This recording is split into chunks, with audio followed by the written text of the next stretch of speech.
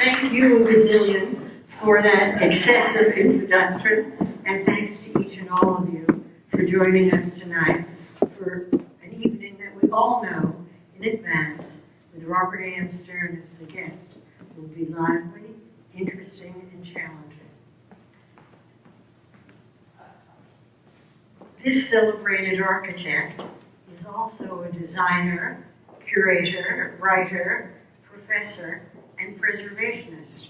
Robert A.M. Stern is the Dean of the Yale School of Architecture since 1998, a Fellow of the AIA, a recipient of the New York Chapter's Medal of Honor, the President's Award in 2001, the Vincent Scully Prize from the National Building Museum, the Athena Award from the Congress for New Urbanism, honored by the Institute of Classical Architecture, the Dreyhouse Prize for Classical Architecture and Urbanism, and many, many other well-deserved honors and awards. He is the founder and senior partner of Robert A.M. Stern. I hope tonight you will tell us what the A.M. stands for, and it's not just morning. He is not only the founder and senior partner, he directs the design of each of the firm's projects, which include most recently 220 Central Park South. Have any of you seen that hole in the ground emerging to be something else next to Maria on Central Park South? Well, you'll be ready to move in 2017, but you'll tell us more about that later. 43 East 60th Street, right next to the Earlier Club. We call it 520 Park Avenue. Sorry. The prices just went up. And I don't know if many of you know of one of his most challenging assignments, Schwarzman College at Tsinghua University in Beijing. More about that later, too. And the widely admired and equally widely discussed 15 Central Park West that I read, I think, last week, now has the record, and I guess it's a New York thing, to equate price per square foot in evaluating a building. Well, this one is now #1 on the list, regardless of the size or type of building. And that happened, was that a week ago? Did I read that? I missed that one. I think $5,608, something like that. He is currently working as well on 2 residential colleges for Yale University.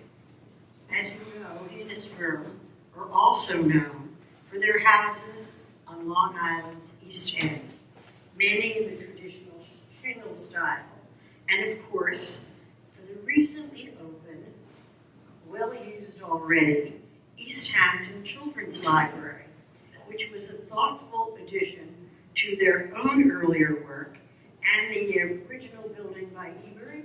Embury. A.M.R. Embury. A.M.R. Embury II. Yes. And tonight, I bet some of you have visited the library. Some of you have visited their wonderful residences or even lived in one of them. I think you'll have some new insights about architecture, design, and Robert A.M. Stern. A very warm welcome to you. Thanks, Barbara. At the end of our discussion, we encourage you to ask some questions of your own. There should be a card on each of your seats, so please write down your focused and friendly questions all during our conversation. If you hold your card up, someone will collect it, and they'll pass it forward to me. But now, let us begin. There is a very diverse group of architects who have been said to influence your work. Even you have spoken of Philip Johnson, Sir John Soane, and Paul Rudolph. Is there a common thread in these very diverse bodies of work that capture your and engage your imagination and your attention? Well, Paul Rudolph was my teacher, and so, does that sound right? Sounds good to me.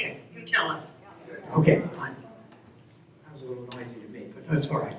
Paul Paul Rudolph was my teacher when I was a student at Yale, and of course, he was the most brilliant younger architect at that time, and the building he designed for the School of Art and Architecture, which I watched being built, was the most widely admired building of its year. Think of Frank Gehry's Bilbao, then you have to think of Paul Rudolph's A&A building back in the year of 1963. So I admired him very much as an architect, and he taught me many invaluable things. But my relationship to Philip Johnson is different because we became mentor. He became my mentor for a very long time, and we became friends. And to this day, he died about 7 or 8 years ago at a very advanced age. He had a wonderful long life, but I miss him very much. And he was fundamentally a smart cookie, an eclectic who picked different things, changed his mind all the time. And in that sense, he was like Sir John Soane. Some of you may have been to London to see, and when in London, I'm sure you've all been to London, but when you've been to go to the Soane House Museum. It was his house, but he gave it to the government through an act of parliament. That was pretty smart. And it has all his collections of drawings by other architects, by artists of the time, historical artifacts and so forth. So he's a very fertile mind, and it's always wonderful to go and visit it. And then Soane's work, he took classical architecture and gave it a spin. One of the maybe first architects to give it a kind of slightly modern spin. And that's what I like. And I like that Johnson would take things and give them a spin. So those How would you describe the Soane spin? The Soane spin, he tended in his buildings not to use the order, Ionic and Corinthian and so forth, but to incise into the wall plane suggestions of columnar order. He had a wonderful vocabulary of arches, which he sort of derived from Roman architecture, I believe. And he, well, those are some ways. He built simply, and sometimes elaborately. He did the Bank of England, which was sadly, mostly his work was ripped out in 1929, but if one has, the drawings are available, and some old photographs, and it was a fantastic collection of rooms which he put together in ways within a very bland envelope. The envelope remains, but the contents have been changed. And it's like Hadrian's Villa in Rome, where you move from one thing to another, and it shows the freedom of composition that's possible in classical thinking. A lot of classical architects, sort of a revival at the moment, think that classicism is only about axis and cross-axis, and rather set-piece design. I think Soane shows the way to a much more fluid approach, much more interesting and inventive. He also brought natural light in fantastic ways, and it certainly means a lot in London, where light is so precious, but it also has great lessons for us here, say, in our local region. Actually, you've just demonstrated an answer to my next question. Oh, we go? No, not so soon. You have said often that designing buildings is a dialogue with the past. And you just named a specific architect and his building who engages you in that conversation. There must be others. What are you saying to them? What are they saying to you? Well, you know what they're saying to me. I'm afraid most of those guys are dead, so I'm not saying much to them. But I admire enormously Stanford White is a kind of great American phenomenon, an architect, decorator, really. Maybe better. Well, he collected, but he and his partners just ran an amazing practice for quite a long time and produced for the city of New York and other cities, and even for such places as Southampton, wonderful buildings which continue to please a great many people because they would always know how to fit in different places. I think today, in our architecture, we have many extremely talented architects, so-called architects. I hate the phrase, but there it is. but that many of them don't do their own thing and don't really, they talk about context, but they don't mean it. And so their buildings are outstanding, literally outstanding. Well, you can only have so many outstanding experiences in a lifetime, in my opinion. Every now and again, you just want you want comfort food or something a little bit better. So I do admire McKinley White, and I admire also the English architect who comes as a generation, the next generation after Stanford White, the English architect Sir Edwin Lutyens, who lives on to 1944. And he was born the same age as Frank Lloyd Wright, basically. That's not to say I don't admire many other architects, but I learned from Lutyens because he too was a master classicist, but he also had a great feeling for the vernacular of the areas he built in, particularly the area Surrey and outside of London, which he knew very well, and he knew the local ways of building, and he used them, and he produced marvelously agreeable houses, sometimes small, and then sometimes he could do incredible works of monumental grandeur, like the Viceroy's Palace in New Delhi, which is one of the great museum in Johannesburg. Johannesburg Museum, and so many other amazing things. So, Lutyens today is a pretty common name. Some of you may even have a Lutyens bench in your garden. But when I was a beginning architect, he wasn't known barely at all. And so I think of myself as a discoverer of Lutyens. And then I discovered that Frank Lloyd Wright liked Lutyens, which was a real surprise, because Wright didn't like anybody else, any other architect much. He liked him because Lutyens was a master of garden planning in relationship to his houses. And Lutyens worked with famous woman landscapist Gertrude Jekyll, who was much older than he called her Aunt Bumps. And she really patronized him, but she would do the planting schemes in his wonderfully geometric gardens and soften them in full flowers. So, I mean, I can go on rattling along here, but those are people I like. Well, there's a project that you're doing that will interest us and many people throughout the world. And that is something I referred to earlier, the Stephen Schwarzman College in Beijing. It's really in Tsinghua. Tsinghua University. Yes. Which is like the MIT of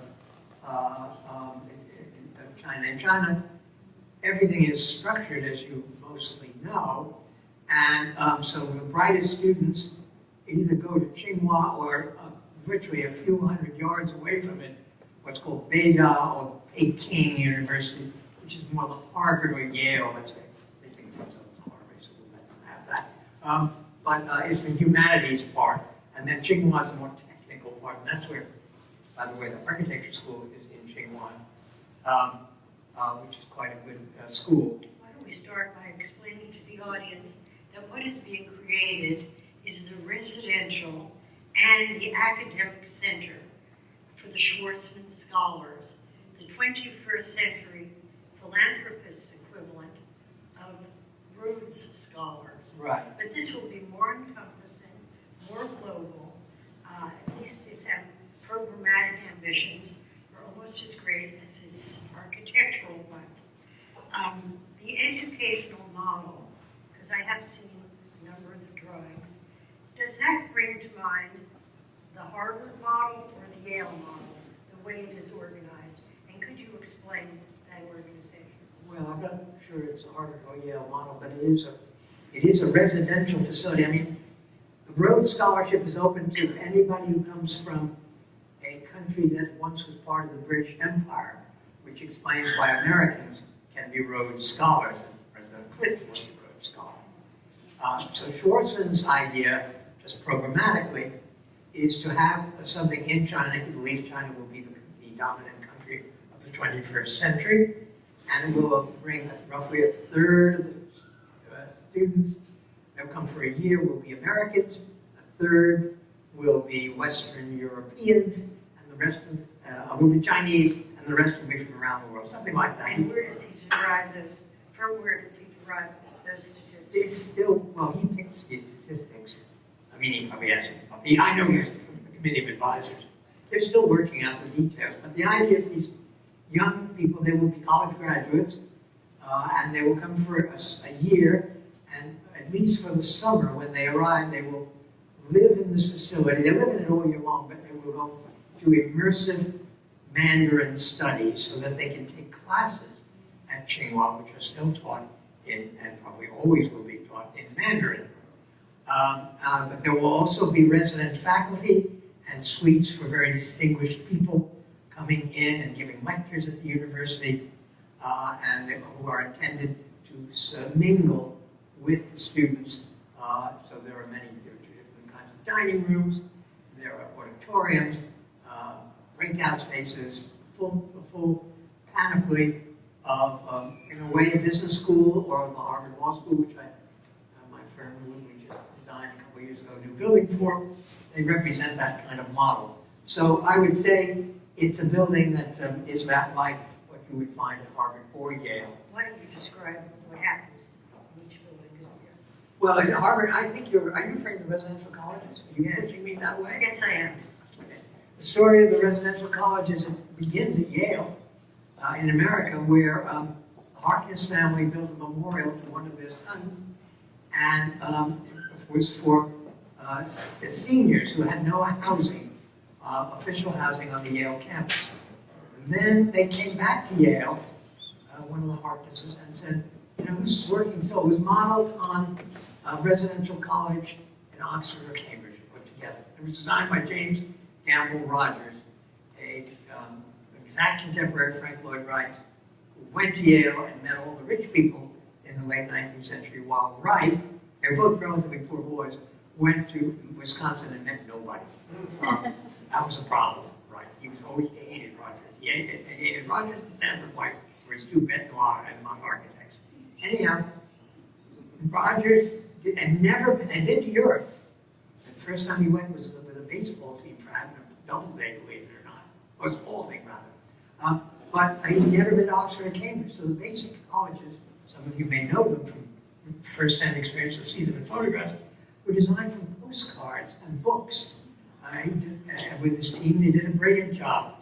Anyhow, it was so successful, Harkness, seeing that Yale College was growing and the intimacy of the 19th century college was no longer possible, cooked up a plan with President Angel to divide and build 400 student colleges so that the 4,000 student undergraduates would be in small groups.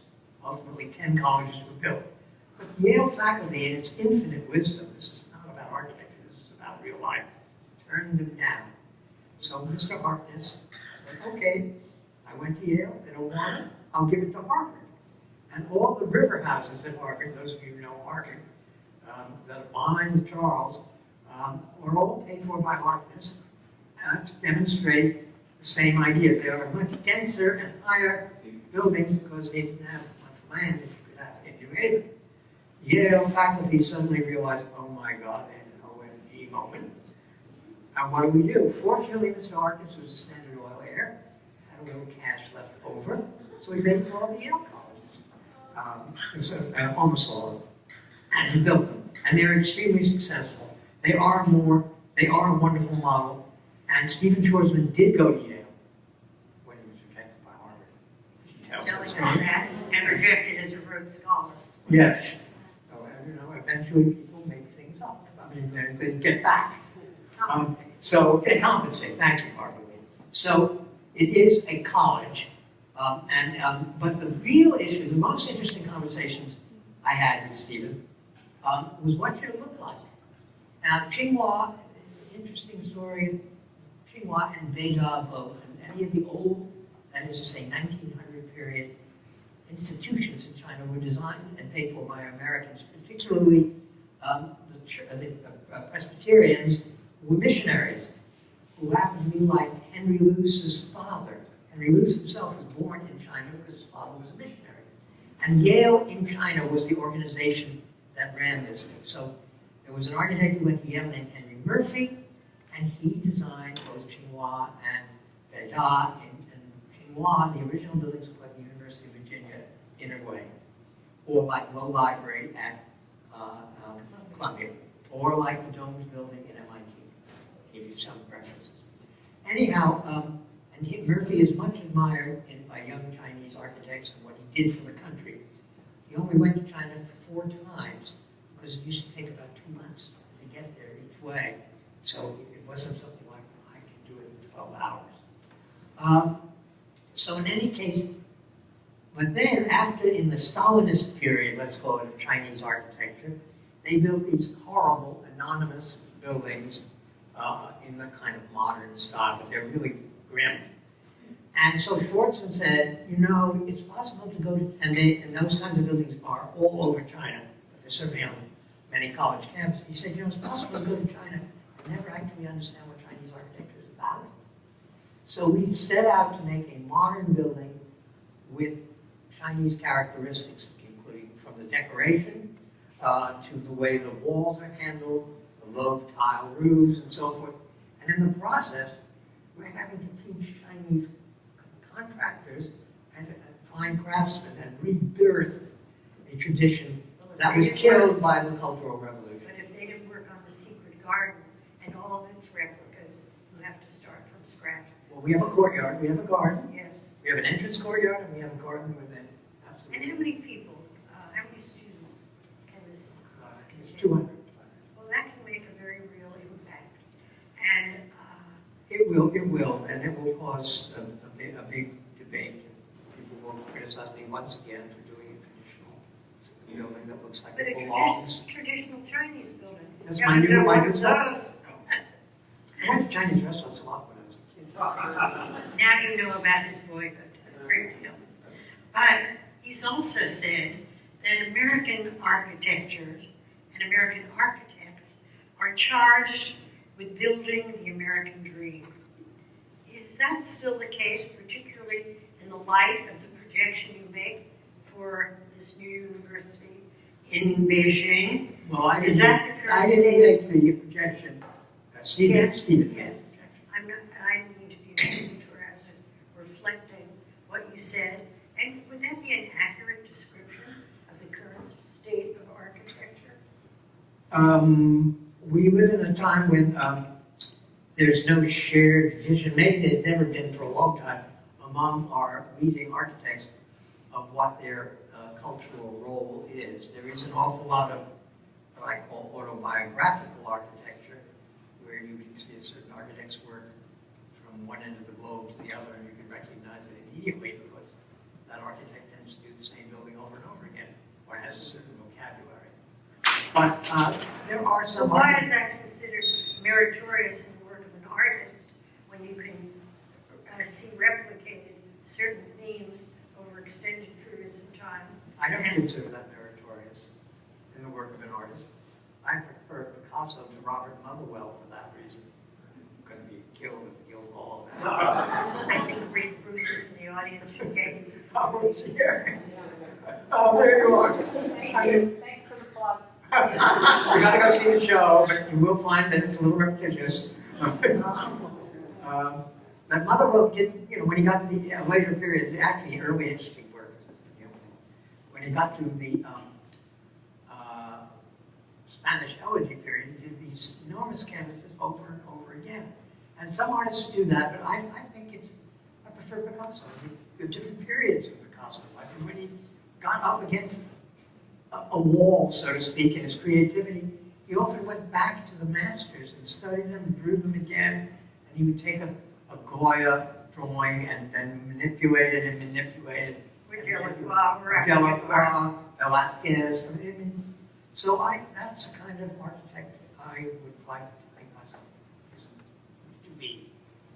What is the current state of ambition or direction of American architecture and values? Well, a lot of our, the word globalization is on everyone's tongue, I guess, and when there's a term that's probably meaningful but becomes cliche when sort of gets scared using it. Americans are sought after, as we have been since the Second World War, are guided for our technical skill, not just that we can detail a building or something like that, but we can organize large projects American offices, starting with McKinley and White, the first major architectural office ever. High quality, but with lots of people working on the project. So we are valued for that, or architects like Norman Foster, who is valued for that, but when we came to America to study at Yale, and always says, you learn in America what he does as an architect. So What is he referring to? he's referring to ability to produce high quality work, to think a project through very clearly, and to control the quality of the project from the sketch to the reality. That's a very hard task. He studied under Rudolph. Rudolph always stressed that. But we are building all around the world. My office is, and many Europeans and Asians are now building in the United States. Down the road, the building currently known as the Parish is by Southampton Arts Center, an excellent firm, who, by the way, don't do the same building every time. Do make a sincere effort to fit into the different places. Their Miami Museum, which I haven't seen, but is getting rave. Well, it is very good. And particularly where it is sited, right on the border. Yeah, and it books Miami in the photographs. So every leading architect is not guilty of this autobiographical disease. But so we have Europeans building here. We're building in cities like London or Paris or wherever. I think it's very healthy. I don't know if I'm answering your question, but I think it's an interesting topic. Your practice and your interests are startlingly diverse. For those of you who are not aware, Robert Stern was the director of the School of Historic Preservation and Planning at Columbia University. Department of Historic. Department. I want to elevate it to a school, as you might imagine. And that, oh my God, may be the prologue to his reply to my next question, which is, when the Landmarks Preservation Commission was established in New York in 1965, New Yorkers really believed, as did others as well, visitors alike, that the preservation of their rich architectural heritage had the weight of law behind it. And you, as a writer, speaker, educator, and as the director of the Columbia Preservation Program, have become one of the most important advocates for preservation in certain ways.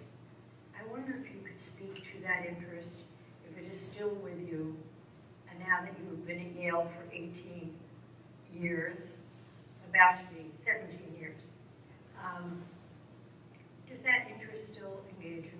Yeah, I'm still very interested in preservation. I consider myself a preservationist. I find it hard to believe that any architect would not be a preservationist. I used to remind students when we had this assembly at the school at Columbia, which had all the different divisions there, and I'd get up and speak for preservation, and I'd say, you know, you're going to make fun of preservation now, but you're going to want them to be picketing to save your building later. And that always got a laugh. I'm sometimes more witty than I am tonight. But preservation is very political, as we all know. And What does that mean? well, the Preservation Commission in New York is appointed by the mayor, and very occasionally, more than occasionally, the preservation people on the commission do not stick their necks out because it is politically unwise to do that.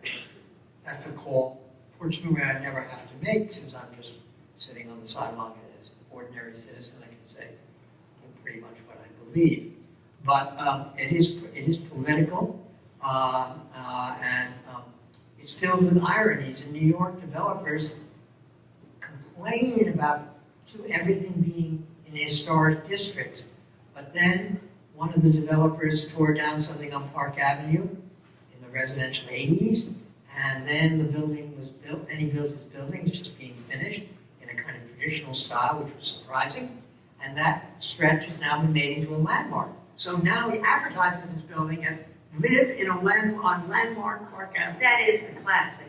Just for a moment, I'll dial back when the Palace Hotel opened. If you recall, it was the the lard houses that were being destroyed. And I don't remember how many stories the Palace Hotel was, but every single commissioner, and I am very aware of public policy, but I managed to serve under 4 mayors with completely different points of view, but always expressed my point of view. I had to justify my 17 years, but here is the Palace Hotel. It was the first time that we were each singly sued, not as a commission, not as a public entity, but as private persons, by some of the most prestigious lawyers, now developers, in New York. And it was a rather sensitive time when they could build but retain the facade of the historic Villard houses. This is after years of some of the nastiest, most acrimonious testimony. The first ads that came out, live in a landmark hotel. But it happens all the time. So do live in a landmark something and enjoy it. But let's talk about one of the real questions in landmarks now, and that is the transfer of air rights from one district to another. Right now, the controversy is that air rights should be able to be transferred even across town, sometimes including other boroughs. Could you weigh in on that debate about preservation, development, and air rights? You must have air rights for 43 and 60th Street, 520 Park Avenue. 520 Park Avenue, if you please. That uses the air rights purchased from 2 adjoining buildings. One, the Christ Church by Ralph Adams Cram, and then the Grover Club, which are building cantilevers over at the top. Kept the Grover Club. They're both landmarks, and they're both being retained. So the air rights are kept in the neighborhood. I think the transfer of air rights to other neighborhoods puts up the question of, I'm living on East 80th Street suddenly. Well, it can only work outside a landmark district, I think. But suddenly you're living on a nice quiet street somewhere, let's say in Flatbush, and suddenly you get some gigantoid thing which is built with the air rights for something in downtown Brooklyn, let's just say that. I think that's not quite kosher, shall we say. Well, I don't think that was the intent, but arguments are made in that direction now. Well, it's very political and it's very complicated. I worry about the preservation of, I worry about lots of things about preservation in New York City. One is the preservation of the kinds of buildings, the excellent versions of modernism that the original preservationists hated. So I worry, so we've saved the Seagram building, but we lost the tapestry. A.B. Rosen and I don't agree about that. We saved the Lever House, but there are lots of other quite excellent and representative, because every building doesn't have to be a masterpiece, buildings of the post-World War II era in the international style that are being threatened with demolition, or that period of architecture, you can literally uncouple the curtain wall and put something else up. So I worry about that, and I worry if we have I think young people are getting interested in the problem, but we don't have quite a constituency of fervent people as the old crowd was in 1960s and early 70s. I also worry about remodeling of old buildings where we save the facade and then we go in and really remount the inside, so it makes a kind of hollow thing. And how do you reuse old buildings? I don't know. I don't have an answer. I just worry. Give me something to do at 3 in the morning. Well, I would make a suggestion to you. A long time ago, I did a book, a museum exhibit called Buildings Reborn. It was the first introduction of the concept of adaptive reuse. And I went to 98 cities in America to show all these marvelous examples how people shop and work and play by revitalizing old buildings. Fast forward, if you were to ask me now, and it's not meant as a whimsical reply, generally the best use of a building is its original use. I was going to say that, but I thought, no, don't be rude, Bob. No, those things that are in that book, which I remember very well, most of them kind of savaged the buildings. So, one of the great examples of adaptive reuse in the best sense is Grand Central Station. They really did it right. And they continue to adapt.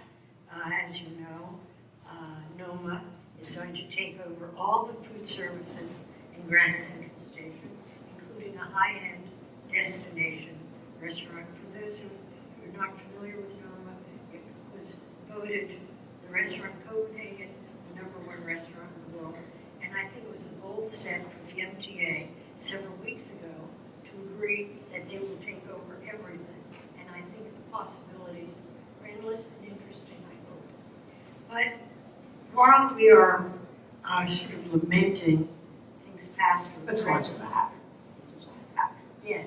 So if you could live in another time and place, where might that be? Oh, I don't know.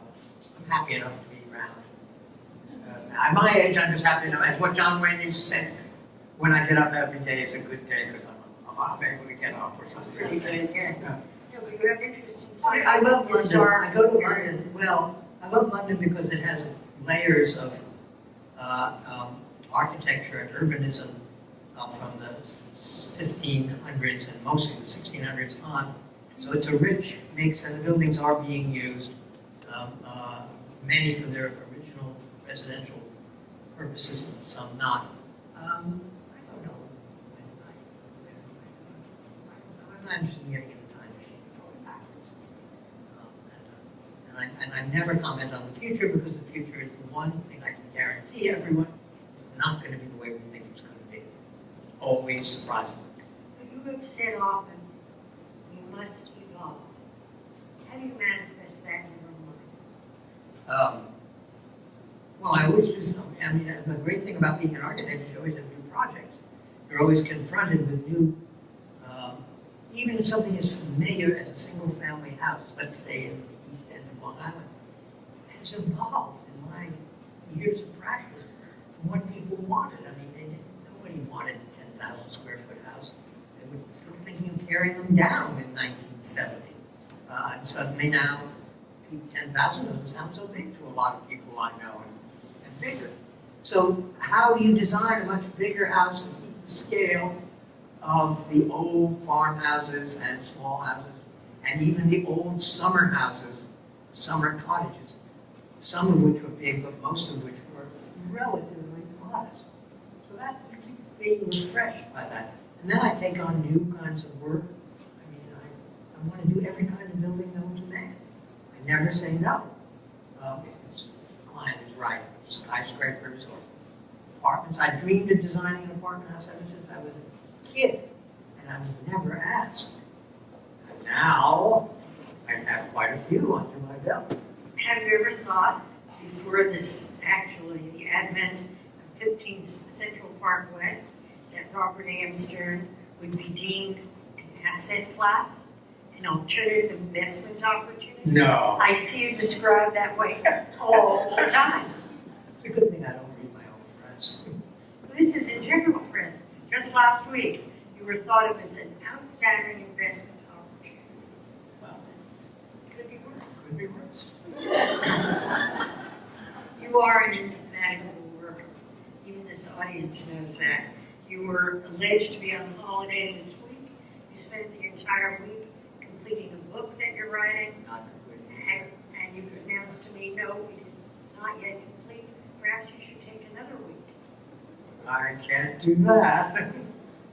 It will get done. Yes, I'm writing a history of the School of Architecture at Yale and teaching of architecture at Yale, which is the school as it was originally seriously configured. It was started in 1916, we think. It's a little, the records are a little You made an shaky. interesting reference before when you talked about Paul Rudolph and the A&A building. But he was referring, for those of you who may not know, to the Art and Architecture building.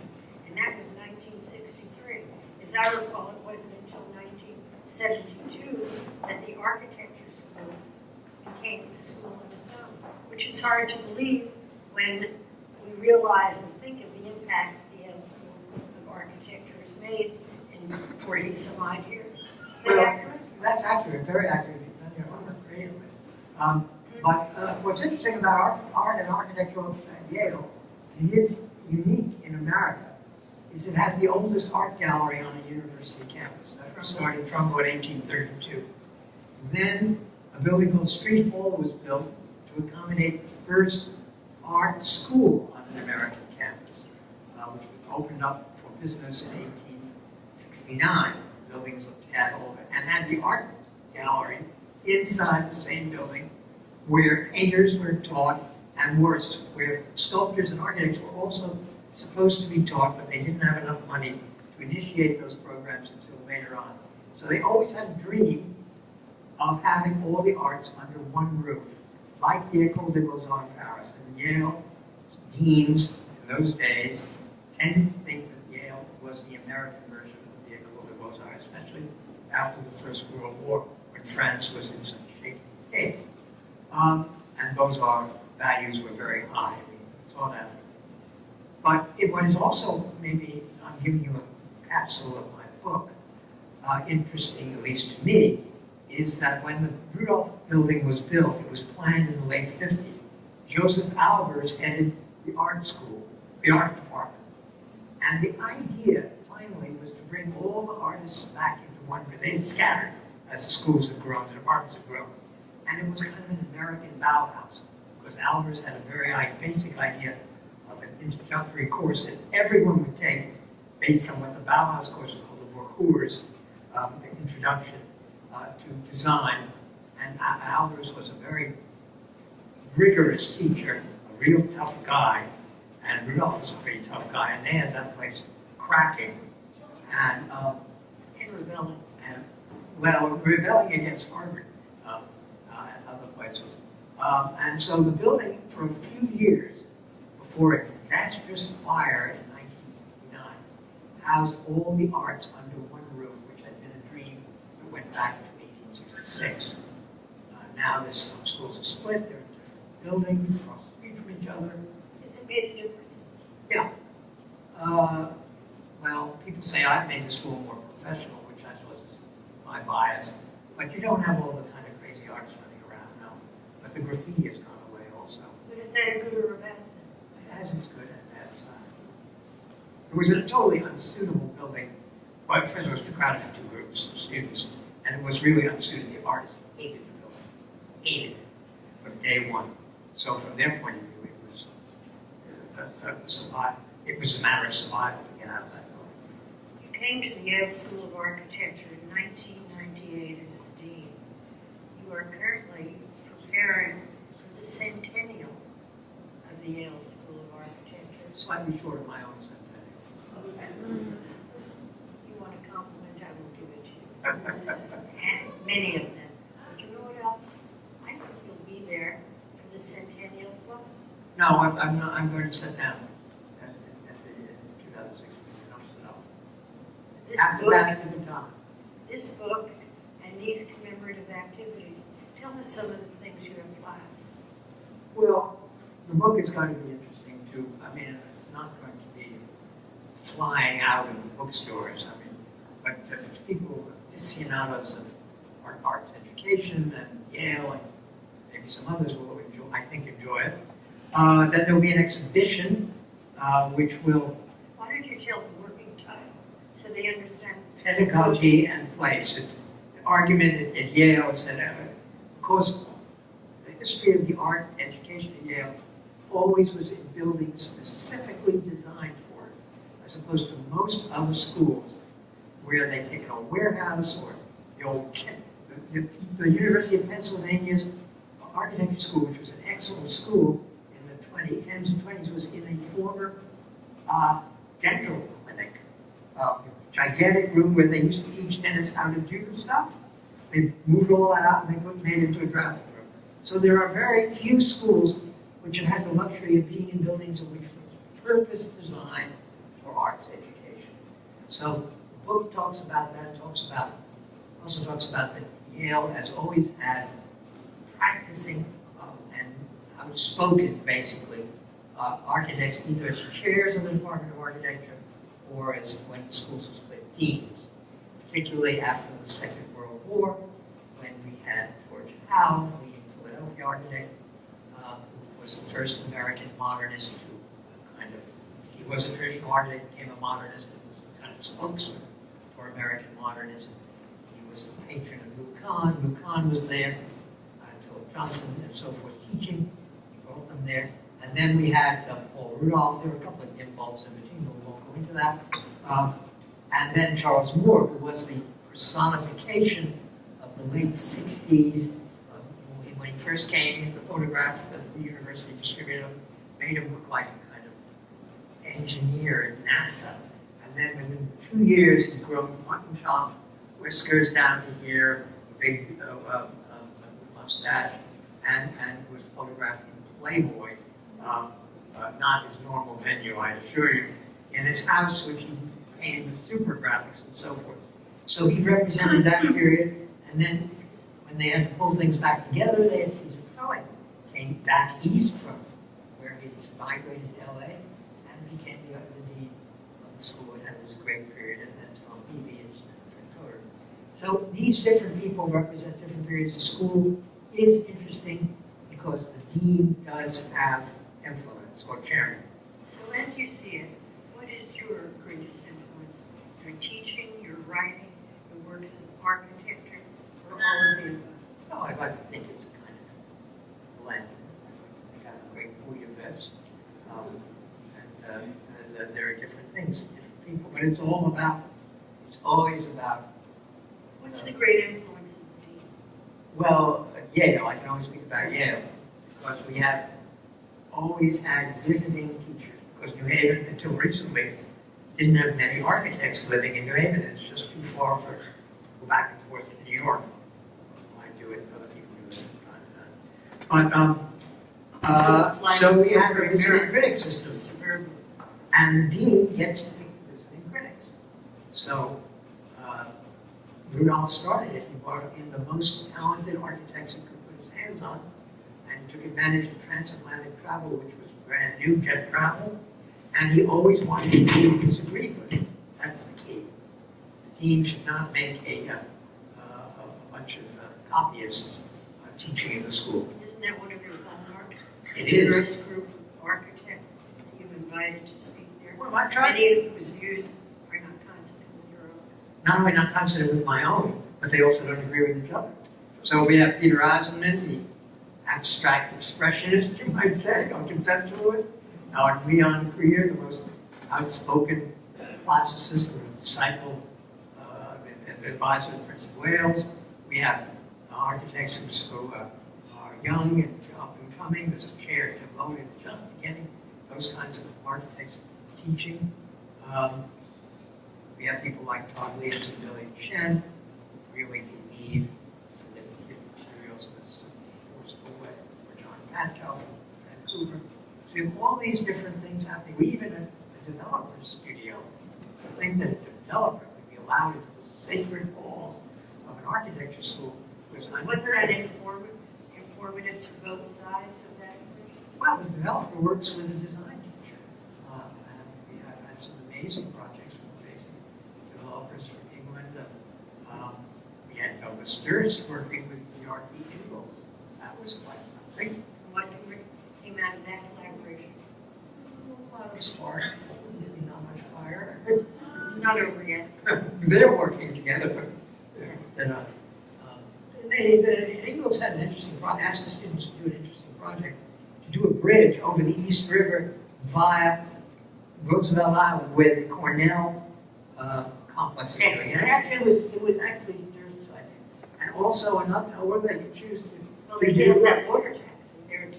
Well, they also could choose to do the design for the new Tappan Zee Bridge. So there was an interesting project. Earlier in your career,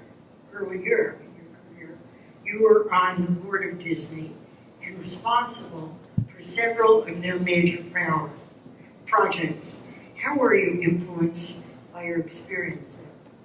Well, it was a good architect to work for Disney, and I would slightly twist the question around, because I believe architecture is a narrative enterprise, tell stories.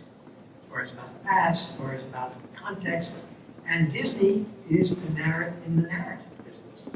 And so they wanted buildings that told stories. And they would go to architects who wanted to make abstract shapes. And that most of the time did not suit their needs.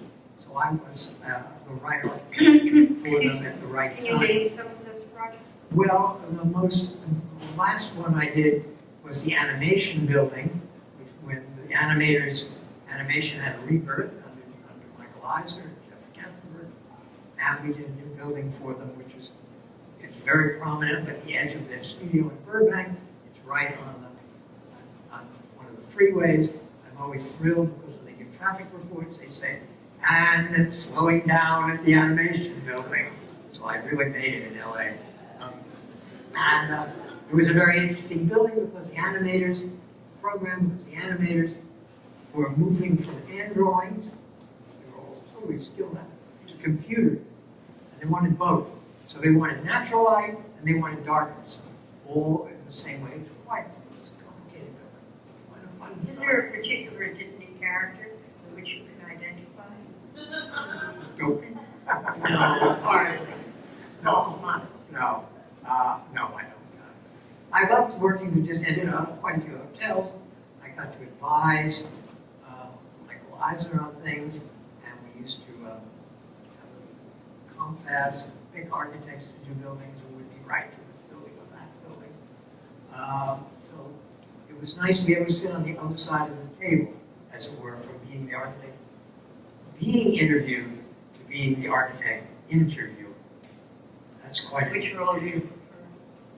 Well, I'd rather be an architect, but I don't like to be interviewed. I just like to be taken. I like the telephone to ring. Mr. Stern, would you like to do building at 227 Park South? That's what happens. Yes. If you live long enough to do excellent work. And more to follow. Right now you are the J.M. Hoffman Professor of Architecture at Yale. James Mason Hoffman was a Yale University, Harvard Law School, and Andover Theological Seminary graduate. He also wrote extensively on art history, theology, homiletics, maybe you'll tell us what that really means, and Shakespeare. It would be fair to say that that often overworked reference would be appropriate for Hoffman. He was a Renaissance man. What are the connections you see between yourself and Hoffman? Well, the interesting thing about Hoffman, you told me things I didn't know, but some things I didn't know. But Hoffman was in the divinity school, and then he decided that the ethical dimension of art was what really interested him.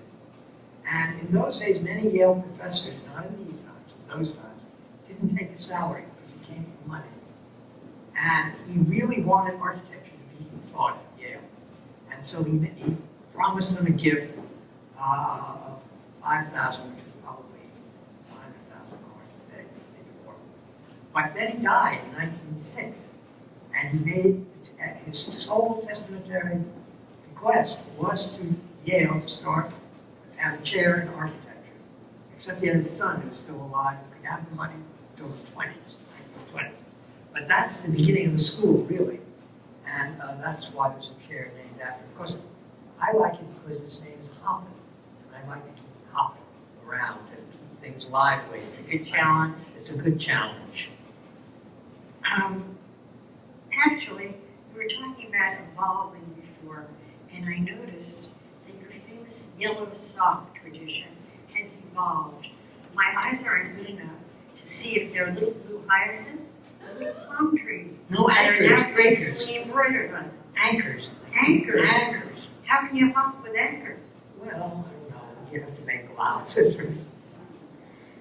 I've heard you even dare to wear blue socks on On weekends. the weekends once in a while, just to let myself know I'm not completely in the rut. What advice would you give to a young architect today? I was just reading one of my classmates in an email of recollection for this book went to see Philip Johnson on the way back from Chicago. And he drove around looking for the house and he couldn't And he finally found Johnson at like breakfast time on a weekend. And he knocked on the door. Johnson came out in his PJs, and invited him in for breakfast. And he said, Johnson loved to talk, so he said, yes, we will. And he said, well, what do you want to do? And he said, I want to be an architect. And Philip Johnson said, don't do it. And he gave him a litany of why you shouldn't do it. I mean, clients are difficult. You give them a great design, they build the wrong design, they pit you against, on and on. But I never say that. I think it's a profession. That I believe in the word profess in profession. I don't want to sound too pompous about it. And if you really want to do it, or your sons or daughters and grandchildren want to do it, they can do it. And there's plenty of room in the world of architecture to do many different kinds of buildings, but also to have many different responsibilities in the profession. And in the world and large. Many architects go on to become important developers, construction managers, or other things. In fact, or graphic designers. The symbol of the United Nations was designed by a man named Donald McLaughlin, who was a Yale graduate, and he just was good at graphics.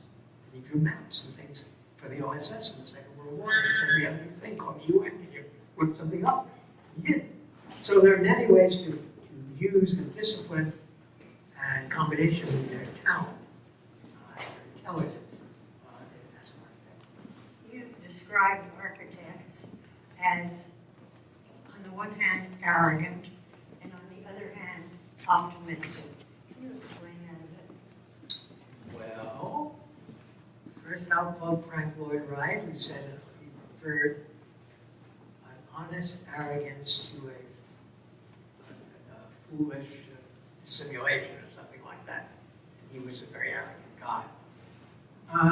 You know, if you're going to build a building and take somebody's or some company's money and organize it on a site and shape a place, you have to have a little arrogance, a little belief in yourself that you can do this thing. Well, how do you distinguish between self-confidence and arrogance, or is there an overlap? Well, there must be an overlap, but I haven't given it much thought. Is there a couch here I can lie down on? You're doing fine what you are.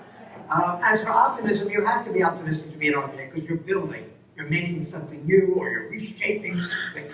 It's like this parish museum, which I still call it the parish.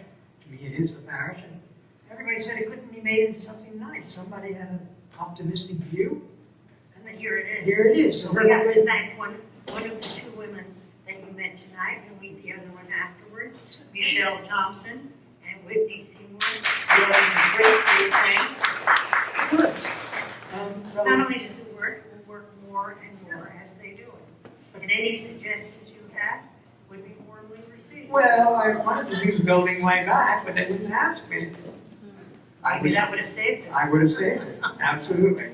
Whatever, we're here now, and But it is going an forward, optimistic we need some of your optimism again. Did you ever expect your life to unfold the way it has?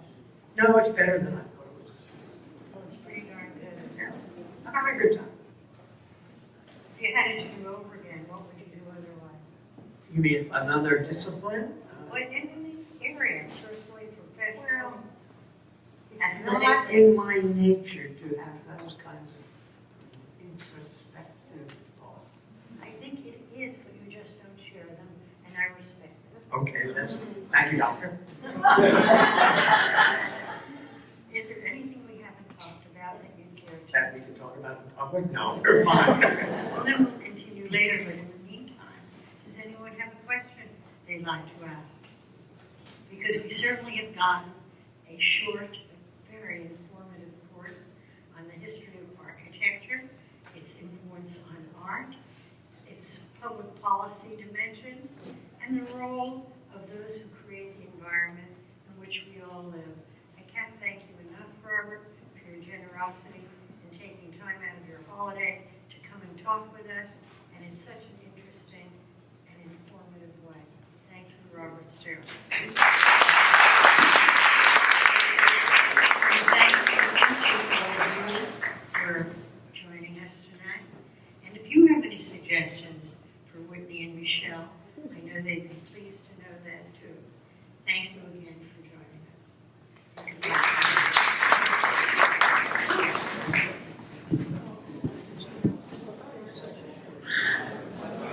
questions?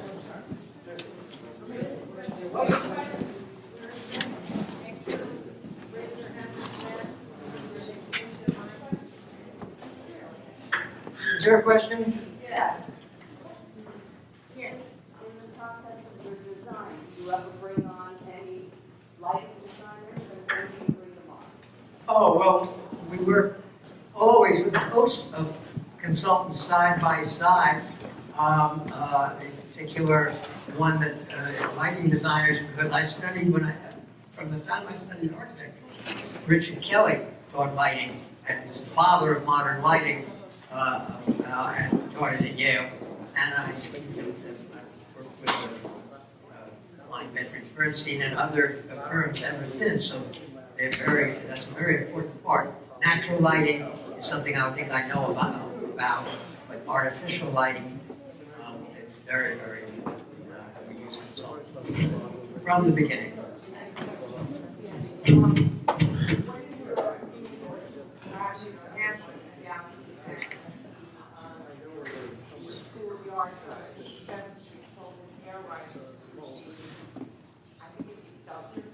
It is, what do they call it? It's Barnett, Gary Barnett's company.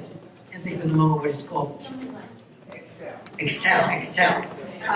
Well, I don't know. I mean, the building is being built, and I have only seen one rendering of it, so I don't know how much is going to hang over the art school. I presume the art students weighed that in the balance. Of course, they get a big amount of money. And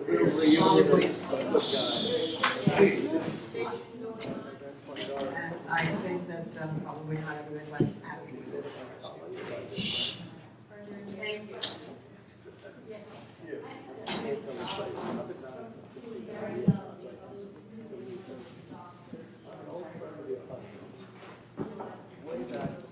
Oh, I had the calling when I was about 12 or 13 years of age. Well, it was a very interesting time to grow up. I was born in 1939, so I grew up really in a conscious way after the war, when, first of all, the UN and Beaver House and a few other buildings like that were being built and stood out, and everybody was talking about them.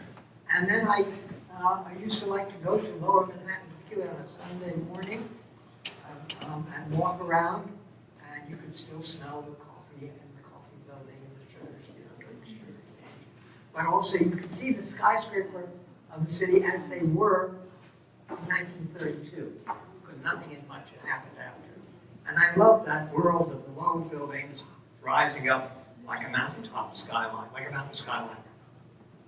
So I thought that's something I'd like to do. The third thing that influenced me, or how I manifested myself, aside from playing with blocks and everybody does that kind of thing, is the Sunday Times real estate pages. In those days, some of you may be good enough to remember, were not about New York apartments and condominiums and things. It was about suburban houses, mostly in New Jersey or Long Island.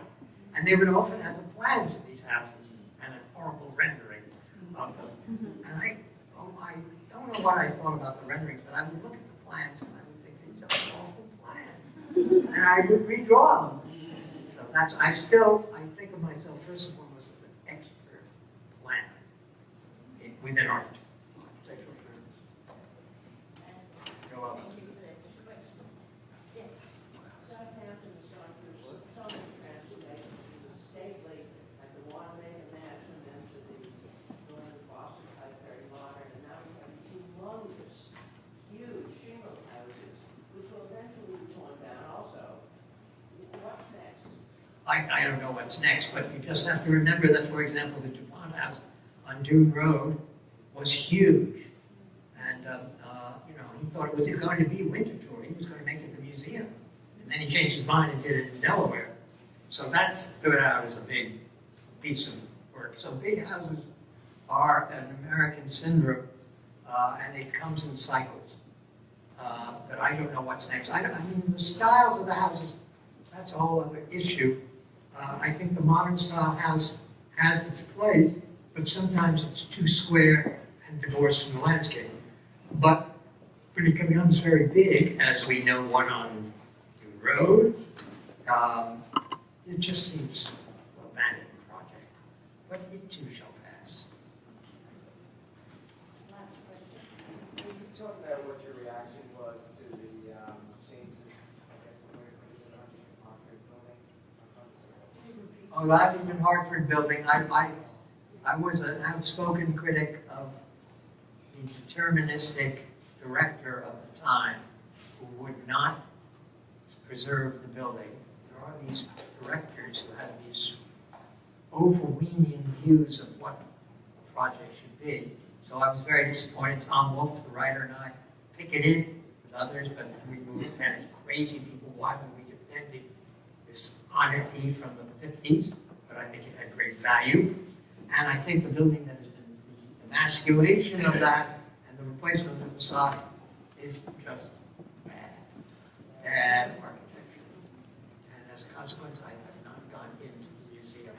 I might be missing something terrific. Somebody said there's a nice restaurant there. But there are plenty of nice restaurants in New York. Okay, last question. You're a proponent of the shingle style architecture, which is predominant out here now. And especially lately, there seems to be like a monoculture of it. The shingle style is parts of Bridgehampton, San Juan, out on the farm fields, everywhere. And it's almost, some of it is dwarfed. A lot of it has become cookie cutter, and also privet edges that they seem to duplicate, everybody What is duplicates your question? things. My question is, how do you feel about this change that is of monoculture that's taking place out here? Well, I think it's a better monoculture than others might have been. If you go to Amagansett in below the Buff Road, you have the monoculture of the 60s and 70s modernist boxes, and I think those are really alien forms that came from outer space.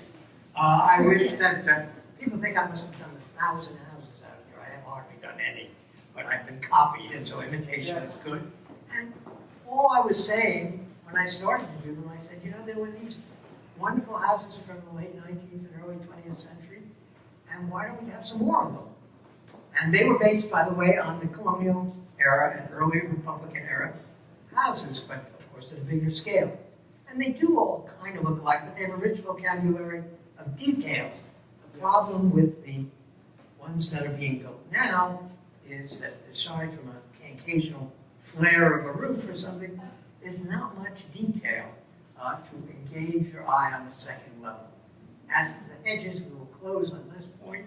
There was an article in the Architectural Record in 1903 which compared architecture in Southampton to architecture in East Hampton.